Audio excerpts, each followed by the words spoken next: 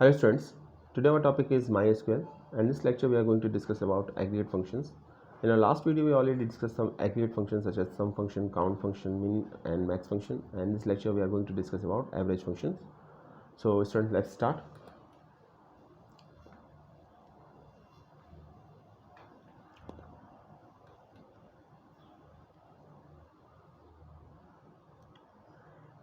तो अभी तक हम स्टूडेंट्स डिस्कस कर चुके हैं डिफरेंट एग्रीगेट फंक्शंस को, चाहे वो सम हो, काउंट हो, मिन हो, मैक्स हो, और आपको पता ही है एग्रीगेट फंक्शंस क्या होते हैं. हम स्टार्टिंग से एक बार फिर से चलते हैं, एग्रीगेट फंक्शंस की बात करते हैं. Aggregate functions perform calculation of multiple values and returns the result in a single value like the average of all values.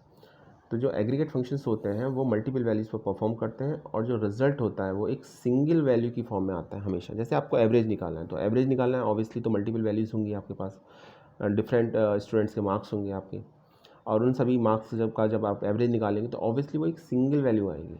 तो इसीलिए एवरेज भी एक एग्रीगेट फंक्शन है. अदर जो एग्रीगेट फंक्शन जो आपकी सिलेबस में है वो है आपका काउंट फंक्शन, जिसमें हम टोटल वैल्यूज़ काउंट करते हैं. सम फंक्शन है जिसमें सम निकालते हैं. मिन फंक्शन है जिसके थ्रू हम मिनिमम वैल्यू फाइंड आउट करते हैं. मैक्स फंक्शन जिसके थ्रू हम मैक्सिमम वैल्यू फाइंड आउट करते हैं. सिंटैक्स की जहाँ तक बात है तो आपको याद रखना होगा कि आप फंक्शन नेम पहले लिखिए और एक्सप्रेशन पैरेंथेसिस के अंदर एक्सप्रेशन लिखना होता है, और एक्सप्रेशन से पहले आप डिस्टिंक्ट या ऑल दोनों में से कोई एक कीवर्ड यूज़ कर सकते हैं. बाय डिफ़ॉल्ट ऑल होता है, अगर आप यूज़ नहीं करेंगे तो ऑल कंसीडर किया जाएगा. ऑल और डिस्टिंक्ट का क्या डिफरेंस है ये समझ लीजिए. डिस्टिंक्ट का मतलब होता है कि आपकी जो नल वैल्यूज़ हैं वो अलाउड नहीं है, डुप्लीकेट वैल्यूज़ वो भी अलाउड नहीं है. ऑल का मतलब है सभी नल और डुप्लीकेट वैल्यूज़ सभी कुछ अलाउड है. ठीक है, तो ये मेन पर्पज़ होता है आपका डिस्टिंक्ट और ऑल का. सेकंड इंपॉर्टेंट थिंग ये है आपकी कि आपको हमेशा सेलेक्ट स्टेटमेंट का यूज़ करना होगा जब कभी भी आप फंक्शन को यूज़ करें, किसी भी एग्रीगेट फंक्शन को यूज़ करें. तो without select statement you are not able to find out the result. आपको रिजल्ट नहीं मिलेगा, नहीं मिल सकता आपको सेलेक्ट स्टेटमेंट यूज़ करना ही पड़ेगा. आप ऐसे नहीं डायरेक्ट फंक्शन नेम लिखिए और आपको आंसर फाइंड आउट कर ले, दैट इज़ नॉट पॉसिबल. तो वो पॉसिबल नहीं है, आपको सेलेक्ट स्टेटमेंट को यूज़ करना ही होगा. ठीक है, तो सेलेक्ट स्टेटमेंट को यूज़ नहीं करेंगे तो आपका आउटपुट भी नहीं आएगा. तो ये पॉइंट याद रखिएगा. नाउ आई थिंक अभी क्लियर हो गया होगा. अभी जो इम्पोर्टेंट बात है वो अभी ये है कि एवरेज निकालने के लिए जो फंक्शन का नेम है वो AVERAGE नहीं है, AVG है. AVG के थ्रू एवरेज निकलेगा. ठीक है, AVG फंक्शन है. हम एवरेज रीड जरूर करते हैं लेकिन AVG फंक्शन का नेम है. तो एक टेबल आपके पास होनी चाहिए और टेबल में कुछ न्यूमेरिक डेटा होना चाहिए जिसके तभी आप कैलकुलेशन कर सकते हैं, तभी आप एवरेज निकाल सकते हैं. तो एवरेज फंक्शन निकालने के लिए डेटा का न्यूमेरिक होना बहुत ज़रूरी है, नंबर्स की फॉर्म में होना बहुत ज़रूरी है. नंबर्स की फॉर्म में नहीं है तो आप नहीं निकाल सकते. तो हमारे पास एक टेबल ऑलरेडी है, वो टेबल हम अभी तक यूज़ भी करते आ रहे थे. टेबल का नेम था एम्प्लॉय, और अभी तक हमने जितनी भी कैलकुलेशन की है वो एम्प्लॉय टेबल पर ही यूज़ की है. आप कैसे यूज़ करेंगे सिंटैक्स देख लीजिए. मैं इसको थोड़ा जूम कर देता हूँ. ये देखिए, MySQL में फ्रॉम टर्म लिखेंगे हम select AVG working hours. Working hours column का नेम है. एज एवरेज वर्किंग आवर्स इसको हमने रीनेम कर दिया. ठीक है, जो स्क्रीन पर शो होगा अब वो एवरेज वर्किंग आवर्स के नाम से शो होगा. फ्रॉम एम्प्लॉय, टेबल का नेम है एम्प्लॉय. तो इस तरीके से टेबल नेम एम्प्लॉय में जो कॉलम नेम वर्किंग आवर्स है उन वर्किंग आवर्स का आपका टोटल एवरेज निकल के आ जाएगा, आपका फाइंड आउट हो जाएगा. तो बहुत आसान है इम्प्लीमेंट करना. जैसे हम मिन मैक्स को इम्प्लीमेंट किया, सम को इम्प्लीमेंट किया, काउंट को इम्प्लीमेंट किया, सेम वे में हम एवरेज को भी इम्प्लीमेंट करेंगे. तो उसी तरीके से हम एवरेज फंक्शन को भी इम्प्लीमेंट कर सकते हैं.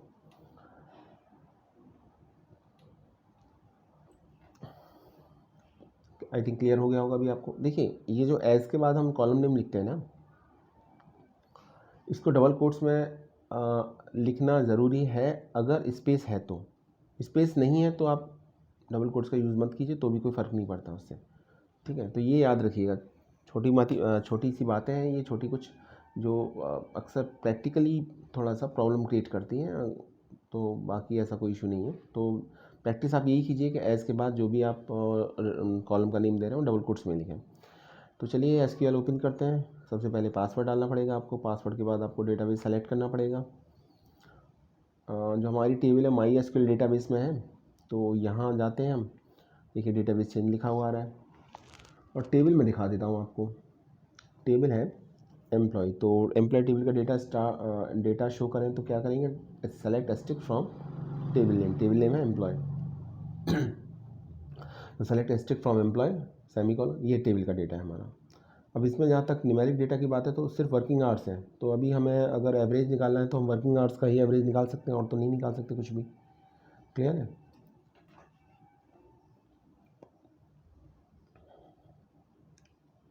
तो वर्किंग आवर्स का एवरेज निकालने के लिए जो अभी लिखा था उसी को इम्प्लीमेंट करते हैं एक बार।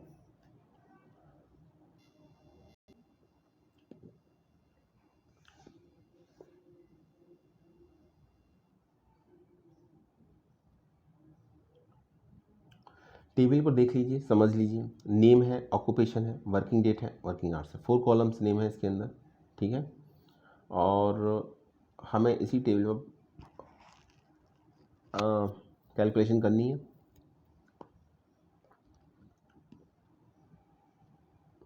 और अभी तक हमने जितनी भी एग्रीगेट फंक्शन पढ़े इसी टेबल पर हमने कैलकुलेशन इसीलिए की थी ताकि आपको कोई कन्फ्यूज़न ना हो। जब आप एक फंक्शन से दूसरे फंक्शन पर स्विच करें एग्रीगेट फंक्शन पर, तो टेबल सेम हो, सिर्फ आपको फंक्शन का जो रोल है वो पता चल सके।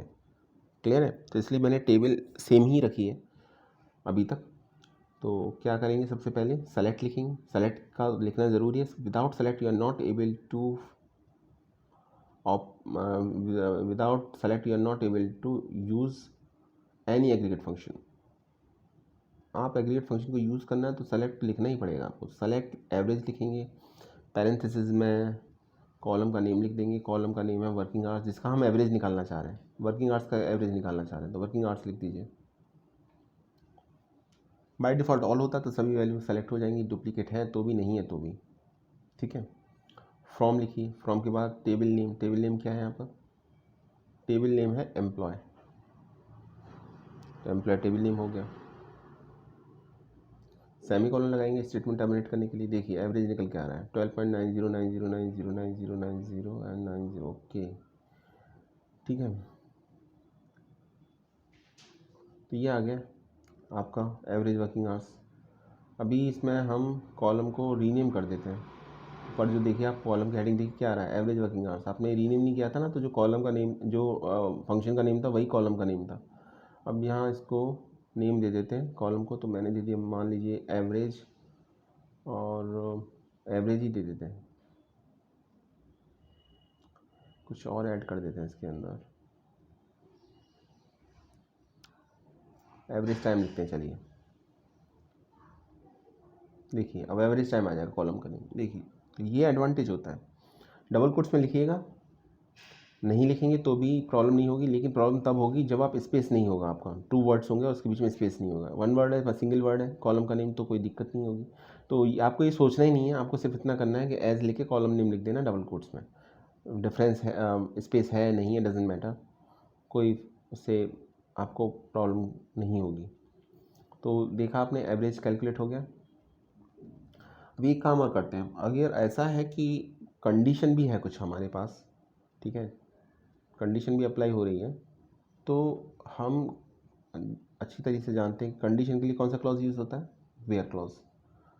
तो just after the table name we can use where clause. तो कंडीशन देंगे टेबल नेम के बाद, और ये है आपका, लिख दिया हमने वेयर, WHERE वेयर, और कंडीशन लिख दी हमने यहाँ पर।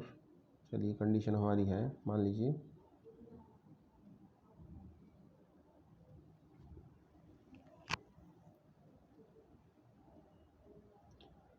ऑक्यूपेशन,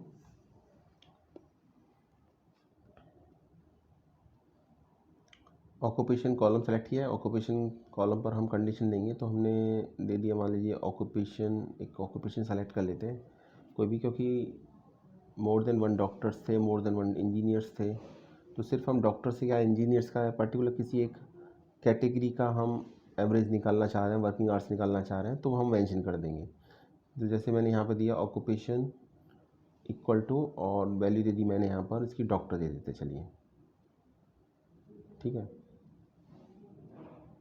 डॉक्टर लिखते हैं यहाँ पर। Okay wait a second, caps lock on है आई थिंक।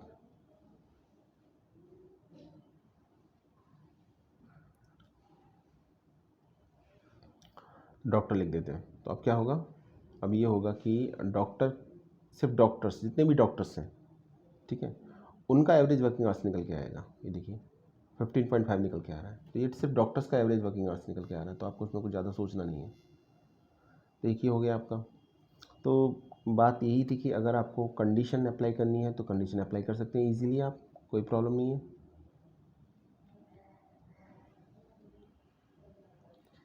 अब एक क्वेश्चन और आते, अगर कंडीशन एक से ज़्यादा है तो क्या करेंगे? तो फिर और करके सेपरेट कर दीजिए। देखिए और या एंड से सेपरेट करेंगे, और एंड में क्या है कि और से अगर आप सेपरेट कर रहे हैं तो दोनों कंडीशन में से किसी एक कंडीशन के भी ट्रू होने पर रिजल्ट आएगा, और एंड से सेपरेट करेंगे तो दोनों का ट्रू होना ज़रूरी। जैसे मैंने लिख दिया where occupation equal to doctor और name is equal to Aaram, तो दोनों में से किसी एक कंडीशन को भी फॉलो कर रहा होगा तो आंसर शो करेगा। ठीक है, एंड कर देंगे तो फिर डिफरेंट आएगा। आप देखिए, ये देखिए पहले टेबल देख लीजिए आप, इसमें डॉक्टर्स देखें कौन कौन है। एक तो मनीषा डॉक्टर है और एक आरब डॉक्टर है, तो नेम हमने आरब लिया तो एक्चुअली डॉक्टर कैटेगरी में ही आ रहा है, तो हमको क्या करना पड़ेगा, थोड़ा सा चेंज कर देते हैं हमसे, आरब ना लिखे, इसलिए आंसर सेम आ रहा था। आपने देखा 15.5 चेंज नहीं हुआ था क्योंकि आरब खुद एक डॉक्टर है। तो यहाँ पर हम क्या लिखते हैं, यहाँ पर हम दिव्या लिख देते हैं। चलिए दिव्या क्या है, दिव्या है एक टीचर। तो देखिए एवरेज चेंज हो गया, क्योंकि इसमें डॉक्टर्स भी क्या काउंट हो जाएंगे, इसमें दिव्या भी काउंट हो जाएगी। ठीक है, और अगर हम ऐसा करते हैं कि यहाँ पर एंड से सेपरेट करते हैं तो फिर दोनों कंडीशन में से कोई एक कंडीशन ट्रू होने पर ही आंसर आएगा। फिलहाल डॉक्टर पर देखिए आप 15.5 आ रहा है आंसर, और हम क्या एक काम करते हैं,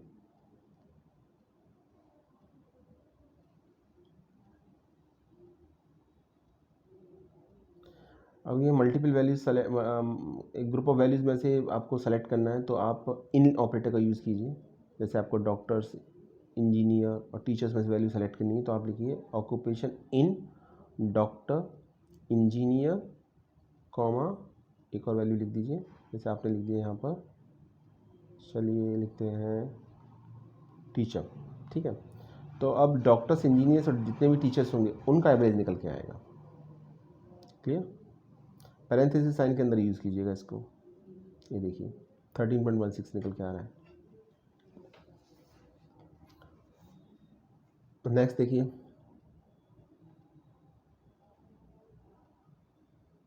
तो ये हो गया आपका। आपने देखा किस तरीके से एवरेज फंक्शन का यूज़ किया जा सकता है सेलेक्ट स्टेटमेंट के साथ, और अगर कंडीशन है तो वेयर क्लॉज का यूज़ किस तरीके से किया जा सकता है।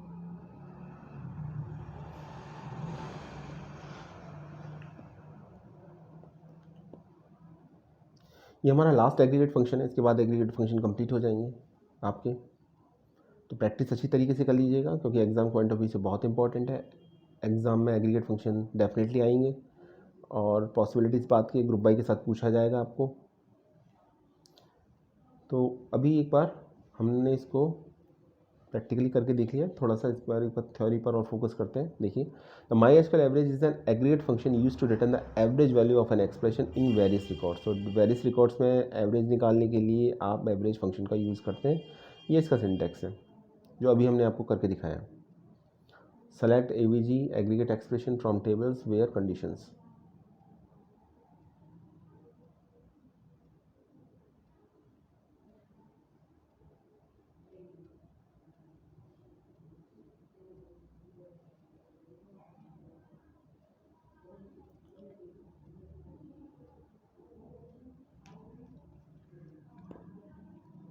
ये सिंटैक्स है इसका। वेयर क्लॉज स्क्वायर ब्रैकेट में इसलिए लिखा हुआ है क्योंकि वेयर कंपलसरी नहीं है, कंडीशन है तो आप यूज़ करोगे, कंडीशन नहीं है तो नहीं लिखोगे। जैसा अभी था हमारे पास कंडीशन थी तो हमने कंडीशन यूज़ किया।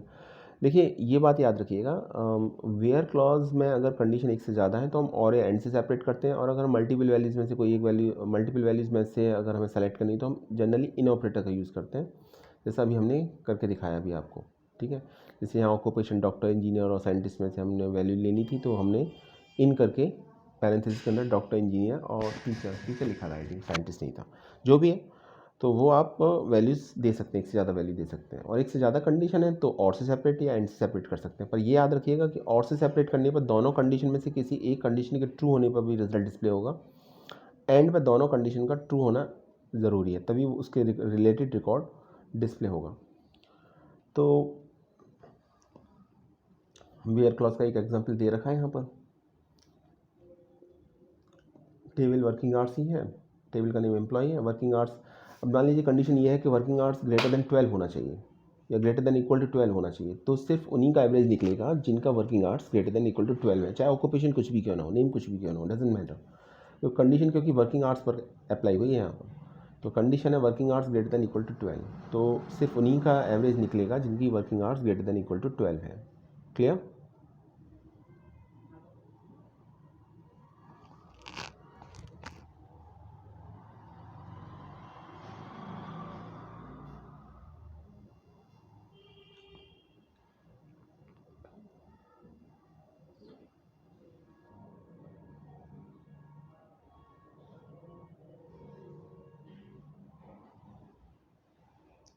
चलिए इसको एग्जीक्यूट करते हैं।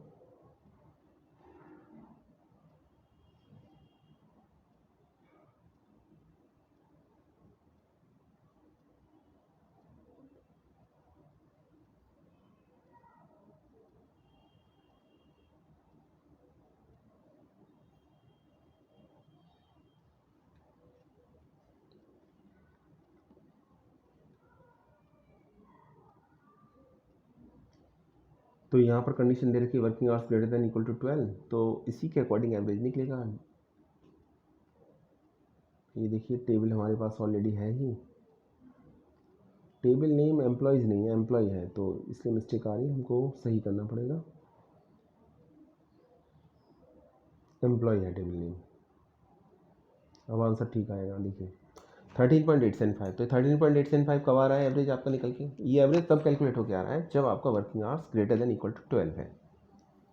सिर्फ उसी केसेस में ये एवरेज निकल के आ रहा है, जहाँ भी वर्किंग आवर्स लेस देन 12 है वहाँ उसका एवरेज वर्किंग आवर्स में वो कैलकुलेशन काउंट नहीं हो रही है। ठीक है, वो वर्किंग आवर्स काउंट नहीं हो रहे हैं।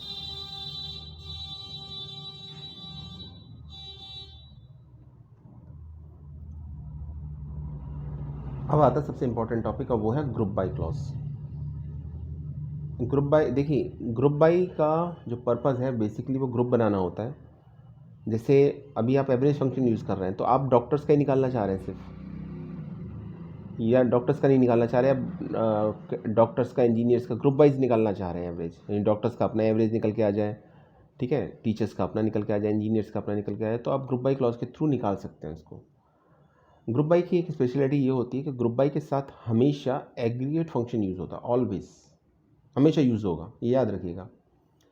तो हम ग्रुप बना लेते हैं ऑक्यूपेशन वाइज, तो ऑक्यूपेशन वाइज जब हम ग्रुप बनाएंगे तो क्या होगा, उससे ये होगा कि जो भी वैल्यूज़ हैं, देखिए हमने, हमारे पास जो टेबल थी एम्प्लॉयज़, उसमें एक से ज़्यादा डॉक्टर्स थे, इंजीनियर्स थे, साइंटिस्ट थे, टीचर्स थे, तो अभी वो सिंगल टाइम अपीयर होंगे, उनका एक ग्रुप बन गया, क्योंकि ग्रुप हमने ऑक्यूपेशन वाइज बनाया, और उनका जितना एवरेज वर्किंग आवर्स है, वो कितना एवरेज काम करते हैं, मान लीजिए 2 डॉक्टर्स हैं, एक डॉक्टर आपका 10 आवर्स वर्क करता है, वर्किंग आवर्स है, उसके सेकंड के आपकी 16 है, तो एवरेज कितना होगा, एवरेज 13 हो गया, तो 13 शो होगा, डॉक्टर्स का average time, average working hours 13 show होगा। इसी तरीके से इंजीनियर्स का, डॉक्टर्स का, साइंटिस्ट का शो होगा। तो हम ग्रुप बाय ऑक्यूपेशन करके जब हम उसके साथ एवरेज फंक्शन को यूज़ करेंगे, तो डिफरेंट ऑक्यूपेशन में जो डिफरेंट कैटेगरीज होंगी, वो डॉक्टर्स, इंजीनियर्स है, तो उनका एवरेज निकल के आएगा वर्किंग आवर्स का। तो ये एक एडवांटेज रहता है ग्रुप बाय क्लॉज यूज़ करने का, तो हम ग्रुप बाय क्लॉज को यूज़ करते हैं ग्रुप बनाने के लिए। ठीक है, तो ग्रुप हमने ऑक्यूपेशन का इसलिए बनाया क्योंकि ऑक्यूपेशन रिपीट हो रहा है वहाँ पर, और उस कॉलम में वैल्यू रिपीट हो रही है, एक से ज़्यादा डॉक्टर्स, इंजीनियर्स हैं, तो ग्रुप बनाना ज़्यादा रिलीवेंट लगेगा वहाँ पर। ऐसा नहीं है कि आप नेम वाइज नहीं बना सकते, बनाने को बना सकते हो। मान लीजिए आरम नाम का एक ही स्टूडेंट, एक ही कैंडिडेट है हमारे पास, एक ही स्टूडेंट है या जो भी कुछ है, तो अभी आप उसका क्या एवरेज निकालेंगे, क्या उसका ग्रुप बनाएंगे? ठीक है, तो वो थोड़ा सा इनअप्रोप्रिएट लगेगा उस केस में, तो वहाँ फिर हम क्या करेंगे कि वहाँ हम कोई ऐसा कॉलम देखेंगे जहाँ हम ग्रुप बना सकें। तो यहाँ देखिए हमने ग्रुप बाय ऑक्यूपेशन किया, ये देखिए आउटपुट देखिए,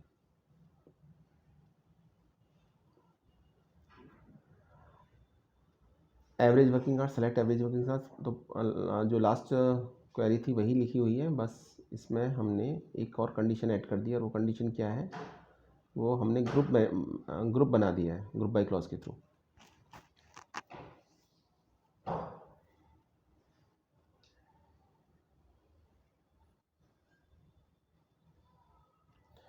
तो हम एक काम करते हैं, ऑक्यूपेशन कॉलम और ऐड कर देते हैं, तो ऑक्यूपेशन के साथ साथ एवरेज वर्किंग आवर्स भी निकल के आ जाएगा आपका, तभी इन्फॉर्मेशन कुछ मीनिंगफुल लगेगी, अदरवाइज कन्फ्यूजन क्रिएट होगा। ये देखिए,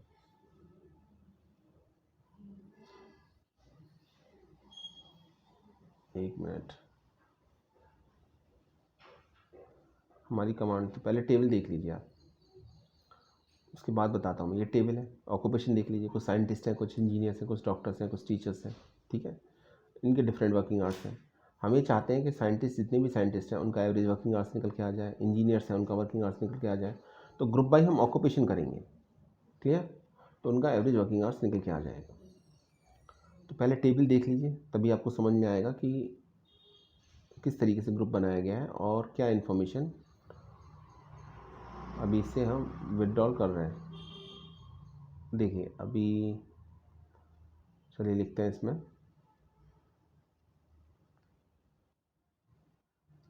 आई थिंक टेबल क्लियर हो गई होगी आपको। हम ग्रुप बना रहे हैं ऑक्यूपेशन वाइज और वर्किंग आवर्स का एवरेज निकाल रहे हैं।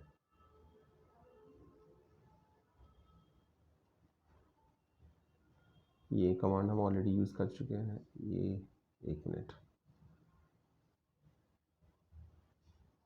ये देखिए एवरेज वर्किंग आवर्स था, पिछली बार हमने ये यूज़ किया था, तो हम यहाँ पर एक कॉलम ऑक्यूपेशन और लिखते हैं, ऑक्यूपेशन के साथ उसका एवरेज वर्किंग आवर्स निकल के आ जाएगा। यहाँ लिखते हैं ग्रुप बाय ऑक्यूपेशन। अब देखिए, ये देखिए एक्टर्स का, business, doctor, engineers, scientist, teacher, सभी का वर्किंग आवर्स, सभी का एवरेज वर्किंग आवर्स निकल के आ रहा है, एवरेज वर्किंग आवर्स निकल के आ रहा है। तो ये ग्रुप का मेन एडवांटेज होता है।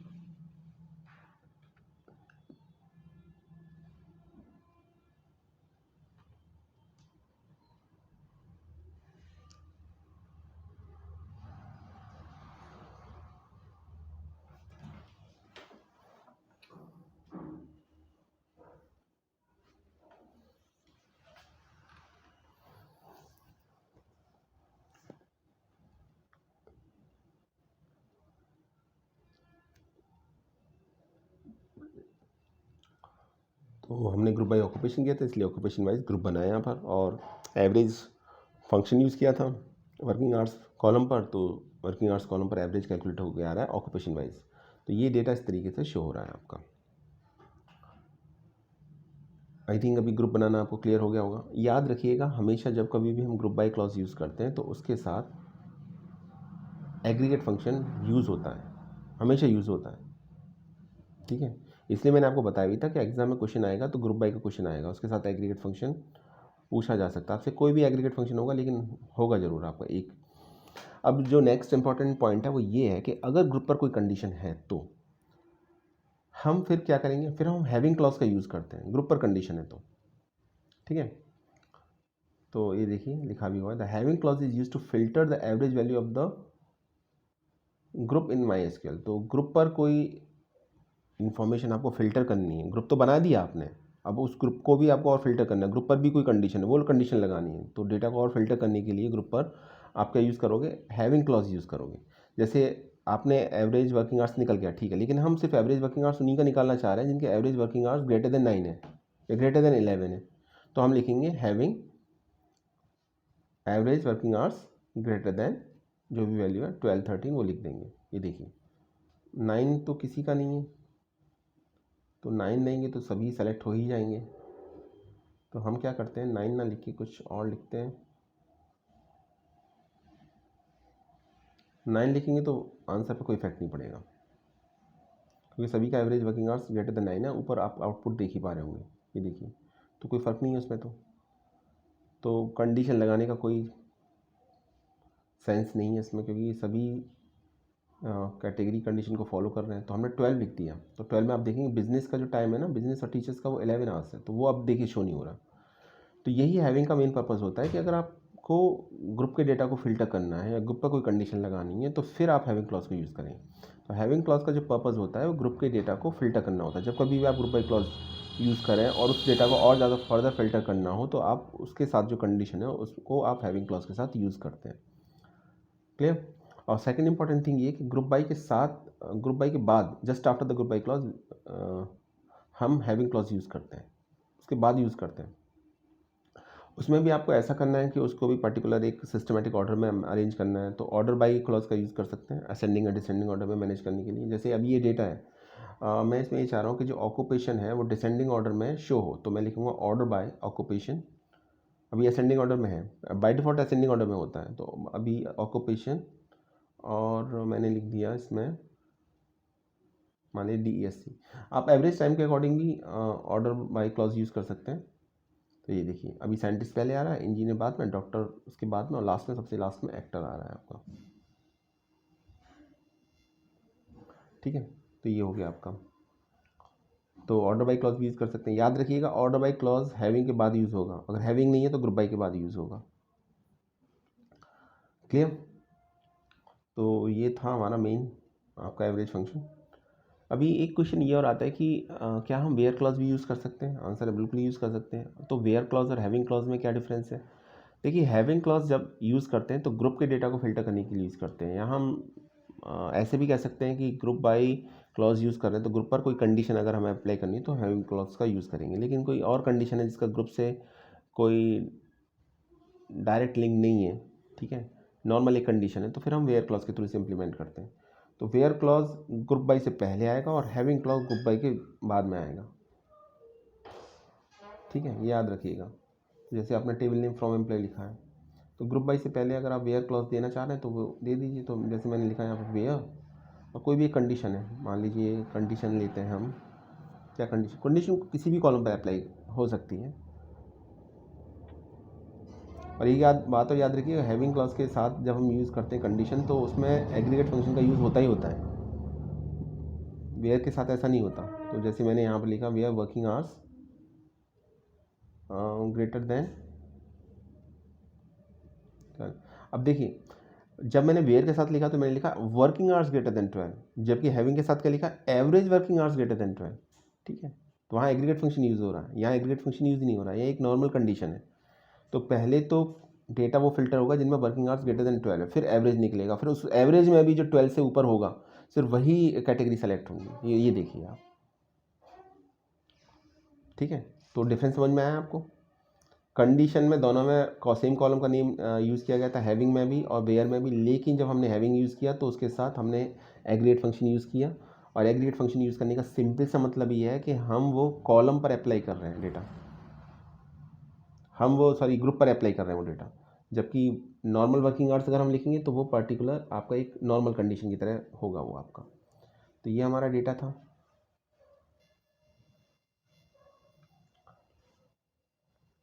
तो इस तरीके से अगर बहुत कुछ टिपिकल टाइप का क्वेश्चन बना तो उसमें वेयर क्लॉज भी होगा, ग्रुप बाई भी होगा, हैविंग भी होगा, ऑर्डर बाई भी होगा, ये सभी होंगे। ठीक है, नॉर्मल होगा तो ग्रुप बाई के साथ सिंपल एक एग्रीगेट फंक्शन यूज़ हो रहा होगा कोई भी, लेकिन सब कुछ अगर होगा उसमें तो थोड़ा सा मुश्किल तो होगा, लेकिन आपको समझना, अगर कॉन्सेप्ट क्लियर है तो आप कर दोगे, तो इसमें कोई डाउट हो, मुझे नहीं लगता कि कोई प्रॉब्लम आने वाली है आपको। ठीक है, तो इस तरीके से था।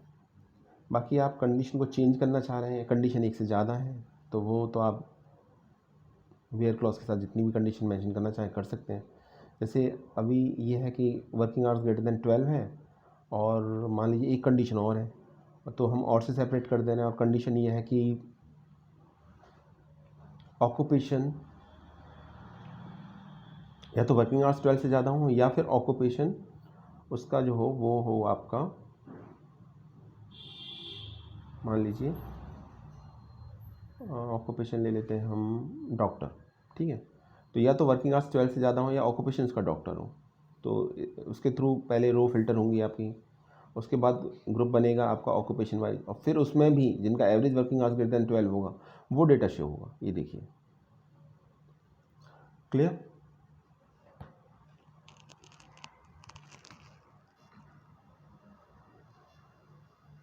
तो स्टूडेंट्स ये था आज का हमारा वीडियो। आई होप अभी आपको कॉन्सेप्ट समझ में आ चुका होगा। ये लास्ट वीडियो था एग्रीगेट फंक्शन के रिलेटेड। नेक्स्ट वीडियो में हम यूनियन इंटरसेक्शन को डिस्कस करेंगे, तो अभी थोड़ी प्रैक्टिस कर लीजिए ग्रुप बाई क्लॉज पर। जितने भी क्वेश्चंस हैं ग्रुप बाई क्लॉज के जो लास्ट ईयर पूछे जा चुके हैं एग्रीगेट फंक्शन के साथ, प्रैक्टिस कर लीजिएगा क्योंकि एग्जाम में डेफिनेटली ये पूछे जाने हैं आपसे। Thanks for watching this video.